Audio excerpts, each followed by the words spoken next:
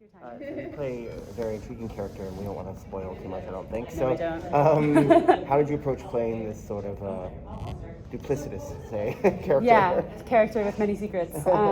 She's elusive and she's really interesting, and it was quite a challenge to bring subtext in when you're not on camera, because I think I didn't realize how much you act with your, silence when you're on camera, especially if you're being duplicitous or you have ulterior motives.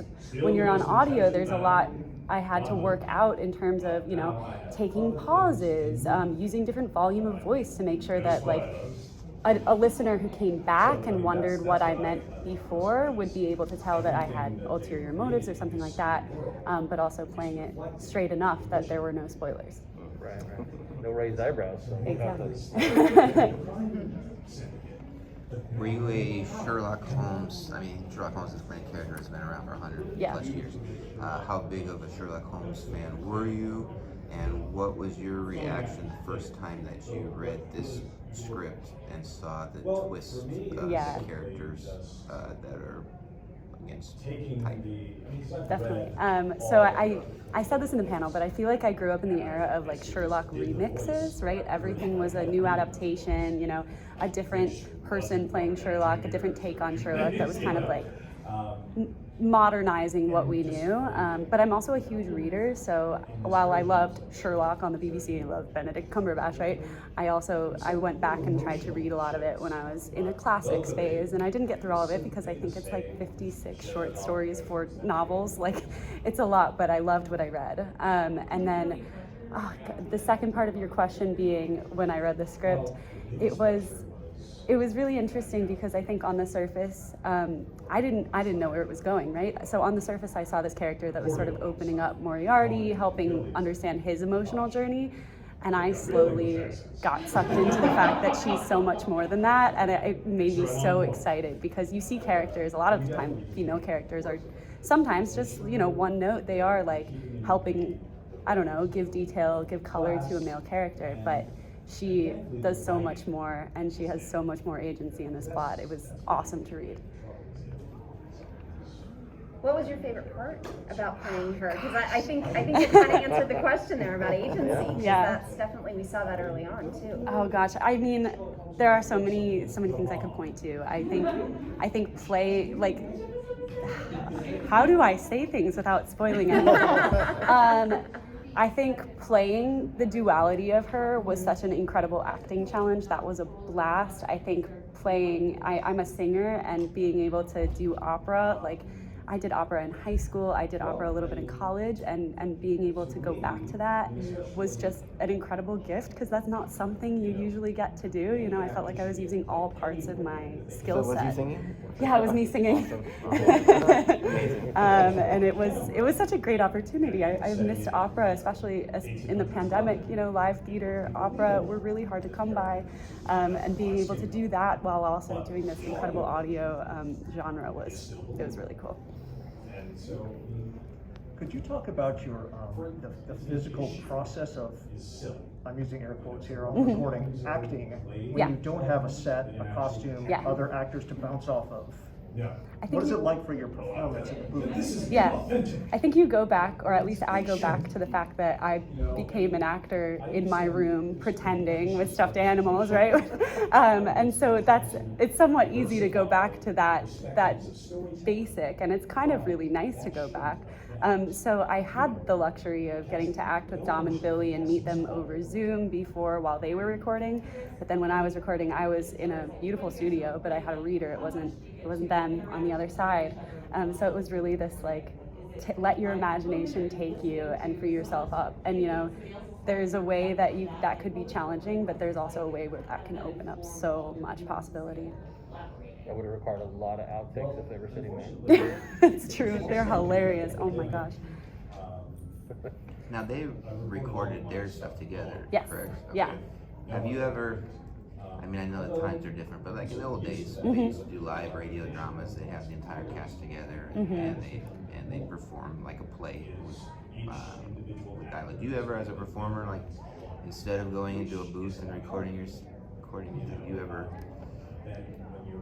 wonder, like, what would it be like if we did this project all as one group and I had one setting? And yeah, I think there's been a lot of discussion of that this weekend, especially because the cast gets to spend so much time together now.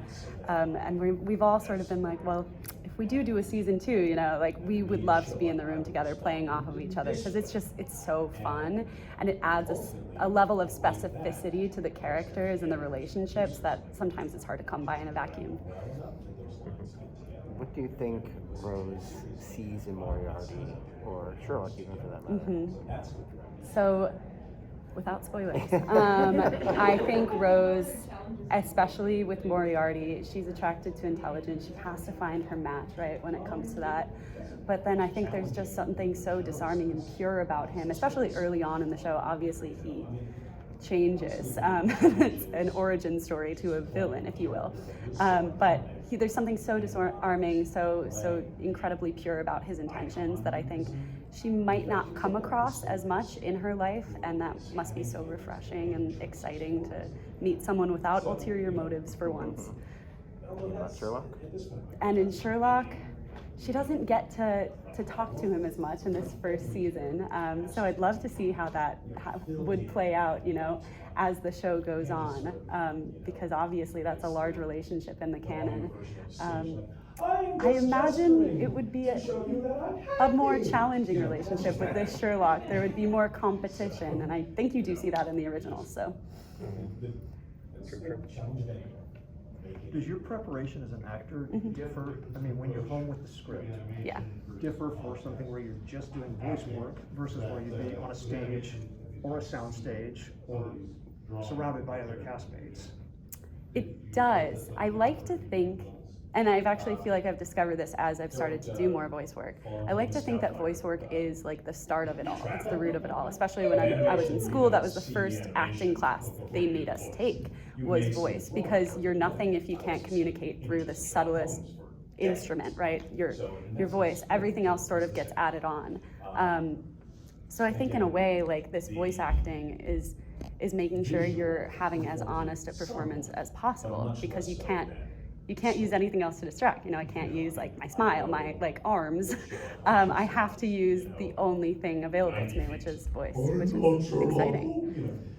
How do you find your voice for a character? You know, on this one, it was just so clear. And I do think it's something to do with an accent too. When you're given a character that has an accent that's different from you, it's some sort of opportunity where, like, British Lindsay is in a way entirely different from me. Like, it changes something in my brain, and I really do think the way that you speak really does change the psyche. So I think British Lindsay, and then imagining, you know, Rose and all of her internal stuff going on, really boiled into a really interesting voice that was very natural. Sometimes it's much more work to make sure things are distinct, but on this one it was really obvious to me from the start. Did you have the advantage of the sound effects while you were recording, or was this just read the lines? Nope, no sound effects, So just nothing imagination. Okay. Can you tell us a little bit about the process of developing the accent to make sure it stayed consistent through the whole process? Yeah, it was definitely, I've played stage characters with accents where you have like a real, you know, dialect coach at every step, and that wasn't the case in this show, just because it's such a fast turnaround, and it was really only 3 days of recording. But luckily, I know, right? It is crazy. So that helped it actually stay consistent, because I was not coming back over a span of months. So that was helpful. But then also, I've been lucky enough I studied acting in school. I'm really close with my theater professor. She helped us with accents, reached out to her. I also studied abroad in England at Cambridge. I have some friends left over there that I would call them and be like, could you just like listen to me and be as mean as possible and make sure that, like, yeah, you know, I'm not going to embarrass myself or embarrass your accent. And Dom said yesterday, which was just the nicest thing ever. He was like, it was word perfect. I couldn't find a hole. And that was like incredible. So you brought up season 2, possibility of a season 2. I've heard the other actors also in interviews reference that, if we do a season 2, if we do a season 2, if we do a season 2. When they pitch this to you, or have there been discussions about a blueprint for where future seasons are going, or are you all just trying to will a season 2 into existence? I think I can say that if you look at the reviews, if you look at the public reaction, this is a very successful work for Audible. So if I were them, I would be thinking about developing some more material. But also, you know, I emailed the writer and the director before all this. I wanted to see if they had anything that they wanted mentioned on panels and stuff, just because they did so much work and they're so cool as humans. And I got, you know, some floated ideas about, you know, if we were doing this, what we thought would be interesting, and it's really exciting what was in there. Thank you so much. Thank you all so much. Nice to meet you.